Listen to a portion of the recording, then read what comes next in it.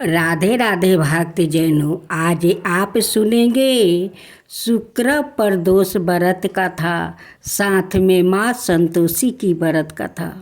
हर माह आने वाला प्रदोष व्रत भगवान शिव की कृपा पाने का सबसे बड़ा दिन होता है। शुक्रवार को पड़ने वाले व्रत को शुक्र प्रदोष व्रत कहते हैं। इस दिन किए जाने वाले प्रदोष व्रत से सुख, समृद्धि और सौभाग्य का वरदान मिलता है। प्रदोष व्रत की पूजा शाम के समय प्रदोष काल में की जाती है। यह प्रदोष सूर्यास्त से लगभग 1 घंटा पहले का समय होता है, जो प्रदोष काल कहलाता है। धार्मिक ग्रंथों के अनुसार प्रदोष व्रत करने से भगवान शिव शंकर की पूर्ण कृपा प्राप्ति की जा सकती है। इससे जीवन में किसी प्रकार का अभाव नहीं रह जाता है। इतना ही नहीं, समस्त आर्थिक संकटों का समाधान करने के लिए प्रदोष व्रत अवश्य करना चाहिए। इस व्रत के प्रभाव से हर तरह के रोग दूर होकर बीमारियों पर होने वाले खर्चे में कमी नहीं आती है। भगवान शिव को ज्ञान और मोक्ष का दाता माना जाता है। अतः अध्यात्म की राह पर चलने वालों को प्रदोष व्रत अवश्य करना चाहिए। शुक्र प्रदोष व्रत की कथा। एक नगर में 3 मित्र रहते थे, राजकुमार, ब्राह्मण कुमार और तीसरा धनिक पुत्र राजकुमार। और ब्राह्मण कुमार विवाहित थे। धनिक पुत्र का भी विवाह हो गया था, लेकिन गौना शेष था। एक दिन तीनों मित्र स्त्रियों की चर्चा कर रहा था। ब्राह्मण कुमार ने स्त्रियों की प्रशंसा करते हुए कहा, नारी हीन घर भूतों का डेरा होता है। धनिक पुत्र ने यह सुना तो तुरंत ही उसने अपनी पत्नी को लाने का निश्चय कर लिया। तब धनिक पुत्र के माता पिता ने समझाया कि अभी शुक्र देवता डूबे हुए हैं, ऐसे में बहू बेटियों को उनके घर से विदा करवा लाना शुभ नहीं माना जाता है। लेकिन धनिक पुत्र ने एक नहीं सुनी और ससुराल पहुंच गया। ससुराल में भी उसे मनाने की कोशिश की गई, लेकिन वो जिद पर अड़ा रहा और कन्या के माता पिता को उनकी विदाई करानी पड़ी। विदाई के बाद पति पत्नी शहर से निकले ही थे कि बैलगाड़ी का पहिया निकल गया और बैल की टांग टूट गई। दोनों को चोट लगी, लेकिन फिर भी वो चलते रहे। कुछ दूर जाने पर उनका पाला डाकुओं से पड़ा, जो उनका धन लूट कर ले गया। दोनों घर पहुँचे। वहाँ धनिक पुत्र को सांप ने डांस लिया। उसके पिता ने वैद्य को बुलाया तो वैद्य ने बताया कि वो 3 दिन में मर जाएगा। जब ब्राह्मण कुमार को यह खबर मिली तो वो धनिक पुत्र के घर पहुंचा और उसके माता पिता को शुक्र प्रदोष व्रत करने की सलाह दी और कहा कि इसे पत्नी सहित वापस ससुराल भेज दो। धनिक ने ब्राह्मण कुमार की बात मानी और ससुराल पहुंच गया, जहां उसकी हालत ठीक होती गई। यानी शुक्र प्रदोष के महात्म्य से सभी घोर कष्ट दूर हो गया। इस दिन कथा सुने अथवा सुनाए और कथा समाप्ति के बाद हवन समग्रही मिलाकर 11 या 21 या 108 बार ओम हीन कलीन नमः शिवाय स्वाहा मंत्र से आहुति दे। उसके बाद शिव जी की आरती और प्रसाद वितरित करे। उसके बाद भोजन करे। कहा जाता है कि शुक्रवार को प्रदोष व्रत सौभाग्य और दाम्पत्य जीवन में सुख समृद्धि भर देता है। यही कारण है कि आज के प्रदोष व्रत का काफ़ी खास माना जा रहा है। शुक्रवार के दिन पड़ने वाले इस प्रदोष व्रत से सुख समृद्धि मिलती है। तो उसी के साथ साथ बेभाव लक्ष्मी की भी पूजा होती है। उनकी साथ साथ उनकी भी कथा सुनी जाती है। जो मनुष्य शुक्रवार के दिन बेभाव लक्ष्मी का पूजा करते हैं उनकी घर में कभी धन का कमी नहीं होती है। वो माँ लक्ष्मी हमेशा उनकी घर में धन भरी रखती है। उसलिए माँ संतोषी का पूजा करे तो साथ में बेभाव लक्ष्मी का भी किया जाता है। ये शुक्रवार के दिन माँ लक्ष्मी और माँ संतोषी का दोनों को पूजा होता है। दोनों को कथा सुनने से दोनों माता प्रसन्न होती है और उनकी घर में अन्न से धन भर देती है। अखंड सौभाग्य पति रखती है। माँ बेभाव लक्ष्मी बहुत कृपालु है। जितने कृपालु माँ संतोषी है उतने कृपालु बेभाव लक्ष्मी भी है।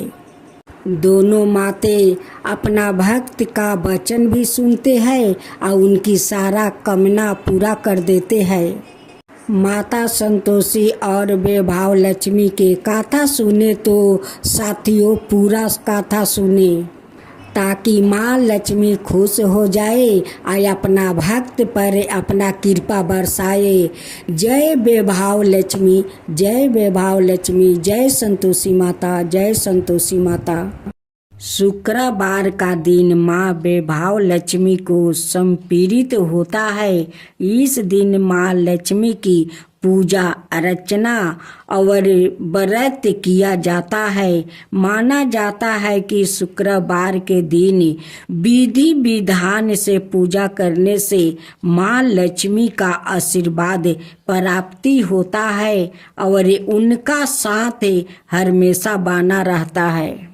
माँ बेभाव लक्ष्मी का व्रत वैसे तो कोई भी रख सकता है, मगर जो लोग काफ़ी समय से आर्थिक संकटों का सामना कर रहे हैं और उनकी परेशानी दूर नहीं हो रही है या फिर उन्हें सही रास्ता नजर नहीं आ रहा है, उन लोगों को हर शुक्रवार या व्रत पूरी श्रद्धा के साथ करना चाहिए। घर में दरिद्रता, कलेश, धन संकट, व्यापार में बरकत ना होने जैसी विपत्तियों से छुटकारा पाने के लिए हर शुक्रवार माँ बेभाव लक्ष्मी का व्रत और पूजा करने का विधान है। कहा जाता है कि अगर लंबे समय के बाद भी किया जा रहे प्रयासों के बाद भी अगर कोई काम नहीं बन पा रहा है तो व्याकित को बेभाव लक्ष्मी का व्रत जरूर करना चाहिए। इस व्रत को पुरुष ओ स्त्री दोनों ही कर सकते हैं। सुहागिन स्त्रियों के लिए यह व्रत ज़्यादा शुभकारी माना जाता है। व्रत का संकल्प लेने के दौरान मन में अपनी मनोकामनाओं अवश्य कहनी चाहिए। भक्त को अपनी श्रद्धा और सामर्थ्य अनुसार 9, 11 या 21 शुक्रवार तक माँ बेभाव लक्ष्मी का व्रत जरूर करना चाहिए। शुक्रवार के दिन महिलाओं को ब्रह्म मुहूर्त में उठ जाना चाहिए। सभी नित्य कर्मों से निवृत्त होकर स्नादि कर ले। इसके बाद साफ वस्तु धारण करे और मंदिर की साफ सफाई कर ले। माँ लक्ष्मी का ध्यान करे और व्रत का संकल्प ले। पूरे दिन फलाहार कर आप व्रत कर सकते हैं। पूरे दिन उपवास के बाद शाम के समय फिर से स्नान करें। शाम के पूजा करने के लिए पूरब दिशा की तरफ मुंह करके बैठ जाइए। इसका बाद चौकी पर लाल कपड़ा बिछाए और उस पर वैभव लक्ष्मी की तस्वीर या मूर्ति स्थापित करें। मूर्ति के पीछे या बगल में श्रृंगार रखे। मूर्ति या तस्वीर के सामने एक मिट्टी भर कर चावल का ढेर रख दे। इस पर पानी से भरा हुआ लंबे का कलश रख दे। कलश के ऊपर एक छोटी कटोरी रखे। इसमें सोने या चांदी का कोई आभूषण रख दे। वैभव लक्ष्मी के समक्ष लाल चंदन, गंध लाल वस्तु, लाल फूल अवश्य रखे। प्रसाद में गाय के दूध से निर्मित चावल की खीर बनाए। अगर आप खीर नहीं बना पाए हैं तो सफेद मिठाई का भोग भी लगा दे। पूजा के बाद लक्ष्मी अष्टवन का पाठ, चालीसा और आरती करे। साथ ही माँ के नियम मंत्र का जप भी करे। आज आप सुने खूब सुंदर माँ संतोषी की व्रत कथा ननद और भाभी की। एक घर में ननद और भाभी रहती थी। दोनों में बहुत स्नेह थे और दोनों मिलजुल कर अपना घर के सारा काम कर लेती थी। ननद माँ संतोषी की पूजा करती है। शुक्रवार के दिन भाभी ननद को साथ देती है। पूजा में उनकी हाथ बटाती है। पूजा में सारा काम करती है। ननद भाभी में इतना स्नेह था, इतना स्नेह कि वो जो काम करती वो मिलजुल कर करती। लेकिन भाभी संतोषी माता का पूजा नहीं करती थी। उनकी ननद माँ संतोषी की पूजा करती है। उनकी ननद का नाम रोहिणी थी। रोहिणी की माँ कहती है कि रोहिणी, काल तो मामा का घर जाना है, तुझे जाना होगा। रोहिणी कहती है कि माँ, मैं तो मामा के घर जाऊंगी, लेकिन मेरे माँ संतोषी का ख्याल कौन रखेगा। माँ कहती है कि रोहिणी, तेरे भाभी है ना, भाभी तेरे माँ संतोषी का ख्याल रखेगी। उनकी भाभी तो बहुत भोली थी। रोहिणी अपना माँ के साथ मामा के घर जाती है। रोहिणी 5 दिन के लिए मामा के घर गई थी। इधर उनकी भाभी संतोषी का बहुत ख्याल रखती थी, बहुत सेवा जतन करती थी। उनकी प्रतिमा के पास जाती है और कहती है कि संतोषी, मैं भोजन बना रही हूँ, तुम जल्दी जल्दी स्नान कर लो, देखो मेरा भोजन अभी अभी तैयार हो जाएगा। कह कर फिर रसोई घर में चली जाती है। फिर थोड़ा देरी के बाद आकर देखती है। कहती है कि माँ संतोषी, अभी तक तुम स्नान नहीं की, मेरा भोजन भी तैयार हो गया, जाओ जल्दी से स्नान कर लो। माँ संतोषी तो उनकी बात सुनकर उस फोटो से प्रकट हो जाती है। होकर जाकर कहती है कि भाभी बताओ मैं कहाँ स्नान करूँ। भाभी कहती है कि देखो बाल्टी में मैं पानी भर कर रख दी हूँ, जाओ स्नान जल्दी से कर लो। माँ संतोषी आती है, कहती है कि भाभी मैं तो स्नान कर लिया। भाभी कहती है कि थोड़ा ठहर जाओ, तुम्हारे लिए मैं आसन लगा दूं। एक पीढ़ी लगा देती है, उस पर लाल आसन बिछा देती है और कहती है कि अब बैठिए। भाभी हाथ में पंखा ले लेती है। अब माँ संतोषी को डोलाती है या कहती है कि अब भोजन कीजिए। माँ संतोषी कहती है कि भाभी इतना पसंद से मेरे लिए भोजन बनाई हो तो अपना हाथ से मुझे भोजन खिला दो। कहती है कि ठीक है, दो मैं खिला देती हूँ।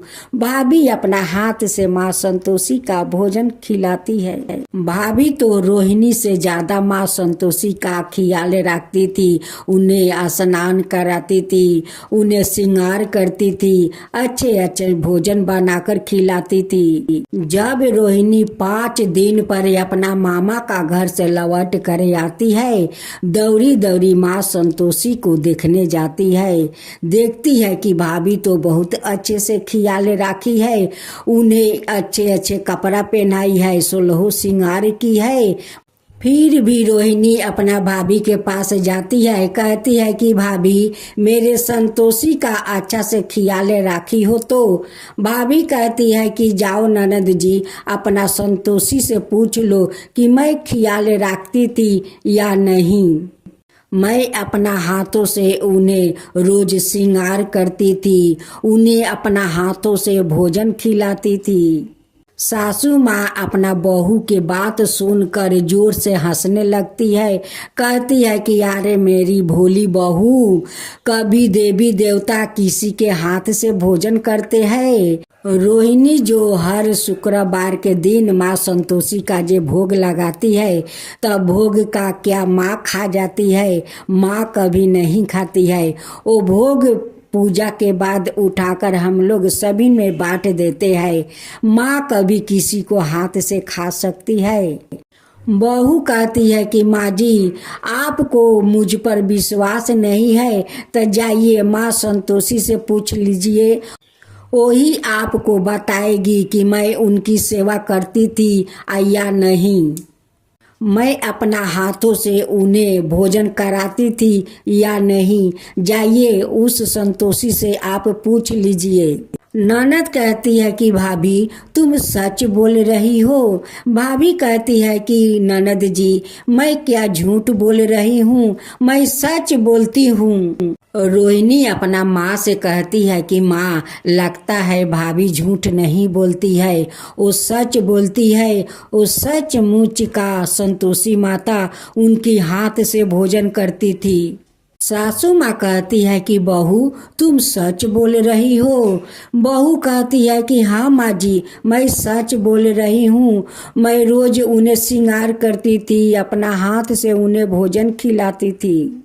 सासू माँ कहती है कि बहू अगर ऐसा बात है तो काल भी तुम संतोषी के जैसे 5 दिन श्रृंगार किया, 5 दिन अपना हाथ से भोजन खिलाई, काल भी अपना हाथ से खिलाओ। हम लोग माँ संतोषी का दर्शन करना चाहती हूँ। फिर उनकी भाभी सुबह उठती है, घर के काम कर लेती है, नहा धोआ कर संतोषी माता का पूजा कर लेती है। फिर उन्हें भोजन बनाने जाती है तो कहती है कि माँ संतोषी, आप जल्दी से स्नान कर लीजिए, मैं आपके लिए भोजन बनाने जा रही हूँ, आप देरी मत कीजिए। रोहिणी और उनकी माँ छुप कर देख रही थी कि देखती हूँ कि आज माँ संतोषी उनकी हाथ से भोजन करने आती है या नहीं। फिर भोजन बनाकर जाकर देखती है तो कहती है कि संतोषी अभी तक स्नान नहीं किया, भोजन तैयार हो गया है, जल्दी जल्दी स्नान कर लो। संतोषी अपना प्रतिमा से प्रकट होती है, कहती है कि भाभी मैं कहाँ स्नान करूं? कहती है कि वहीं पर बाल्टी में पानी भर दिया है, वहीं पर स्नान कर लो। संतोषी आती है, कहती है कि भाभी अब भोजन दो। कहती है कि ठहरो, पीढ़ी लगा देती है, उस पर आसन बिछा देती है और कहती है कि इस आसन पर बैठो। बैठ जाती है और वो पंखा डोलाने लगती है। कहती है संतोषी की भाभी आज भी अपना हाथ से मुझे भोजन खिला दो। अपना हाथ से भाभी माँ संतोषी का भोजन खिलाती है। उसी समय माँ बेटी वहाँ पर आ जाती है और दोनों माँ बेटी हाथ जोड़कर माँ संतोषी से क्षमा मांगती है। कहती है कि हे माँ संतोषी, आज आपको दर्शन हो गया, मेरी बहू के कारण दर्शन हो गया। ननद कहती है कि माँ, मैं 7 बछर के उम्र से आपका पूजा करती हूँ, आप कभी मुझे दर्शन नहीं दिया, आप मेरे भाभी के हाथ से भोजन करती है। माँ संतोषी कहती है कि रोहिणी, तुम तो पूजा पाठ करती हो, भोग लगाकर चली जाती हो, लेकिन तुम्हारी ये भोली भाभी वो मुझे आकर कहती है कि माँ संतोषी स्नान कर लो। वो मेरे लिए भोजन बनाकर ले आती है, मेरे लिए पीढ़ी लगा देती है, उस पर आसन बिछा देती है, मुझे बैठा कर बड़ा प्यार से वो पंखा डोलाती है। कहती है कि अब आप भोजन कीजिए।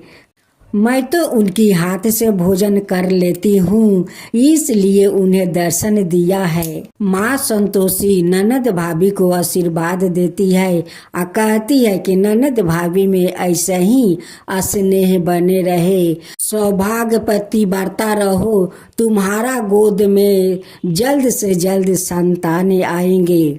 कह कर माँ अंतर्ध्यान हो जाती है। कुछ दिन का बाद उनकी भाभी माँ बन जाती है।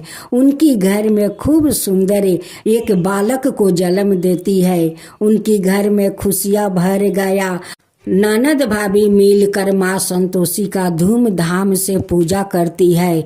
जब 16 शुक्रवार हो जाता है तब ननद भाभी मिलकर माँ संतोषी का धूमधाम से उद्यापन करती है। हे माँ संतोषी, जैसे उस भाभी पर आप कृपा किया, उन्हें दर्शन दिया, उनकी हाथ से भोजन किया, वैसा ही सबका ऊपर कृपा कीजिए। हे माँ संतोषी, सबका ऊपर कृपा कीजिए। माँ संतोषी की जय हो, माँ संतोषी की जय हो।